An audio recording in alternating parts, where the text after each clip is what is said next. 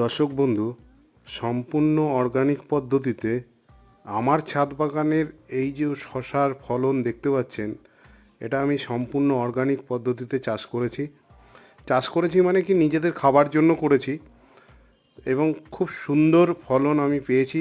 Organic পদ্ধতিতে আমি কি ব্যবহার করেছিলাম মিশ্র সার আর বিভিন্ন পোকার উপদ্রব থেকে আক্রমণের হাত থেকে রক্ষা পাওয়ার জন্য আমি ব্যবহার করেছিলাম 3000 ppm নিম তেল। তাই আমি প্রত্যেক দর্শক বন্ধুদের আমি একটা কথাই বলবো যে আপনারা বাড়ির জন্য যদি কোনো ফসল ফলান বা ফল ফলান, তাহলে সম্পূর্ণ অর্গানিক পদ্ধতিতে করার চেষ্টা করবেন। আমি কিভাবে মিশ্র সার তৈরি করেছিলাম সেটা আমি পরবর্তী ভিডিওতে আপনাদের সামনে নিয়ে আসব, এবং কিভাবে নিম তেল স্প্রে করেছিলাম, কতবার করেছিলাম, সেটাও আপনাদের ডিটেলসে জানাবো। ওকে, ধন্যবাদ।